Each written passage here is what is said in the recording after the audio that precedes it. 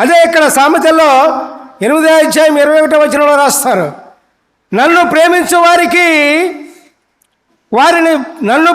వారిని ఆస్తికర్తలుగా చేయుదును,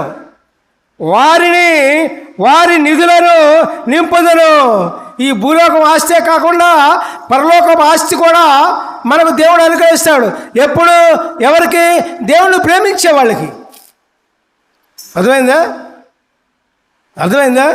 అబ్రహాము అన్నాడు, అబ్రహాంకి దేవుణ్ణి ప్రేమించాడు. ఎంతో ప్రేమించబట్టే కుమారుని కూడా బలి ఇవ్వడానికి సిద్ధపడ్డాడు.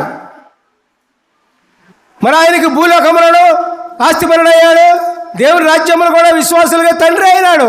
ఉదాహరణకి బైబిల్లో ఉన్న భక్తులు ఎంతోమంది ఉన్నారు పిల్లారా, దేవునికి స్తోత్రం. మరి దేవుణ్ణి ప్రేమించడం నేర్చుకోవాలి. ఏమి నేర్చుకోవాలి? దేవుణ్ణి ప్రేమించడం నేర్చుకోవాలి. ఎన్ని బాధలు వచ్చినా, వ్యాధులు వచ్చినా, కష్టాలు వచ్చినా, ఏమొచ్చినా సరే దేవుణ్ణి ప్రేమించగలిగితే ప్రియులారా మీ జీవితాలు ధన్యమైపోతాయి. దేవునికి స్తోత్రం. హల్లెలూయా. Praise the Lord. తర్వాత అప్పుడు మనం దేవుణ్ణి ప్రేమించినప్పుడు మనం ఎంతో సంతోషంగా ఉంటాం. ఈ లోకంలో వస్తువులు ప్రేమించామనుకోండి, ఈ లోకంలో మనుషులు ప్రేమించామనుకోండి, ఈ లోకంలో ఏదేదో ప్రేమించామనుకోండి,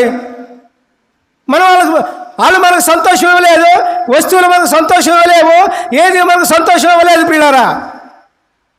ఏం సంతోషం వస్తుంది?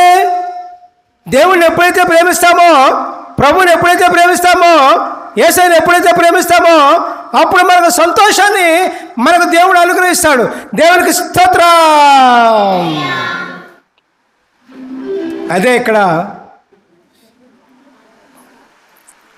కీర్తన 5:12 చూడండి.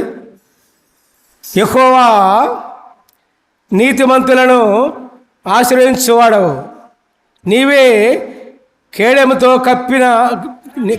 కప్పినట్లు నీవు వారిని దయతో కప్పెదవు. కావున నీ నామమును ప్రేమించువారు నిన్ను గూర్చి ఉల్లసింతురు, సంతోషింతురు. హల్లెలూయా. Praise the lord.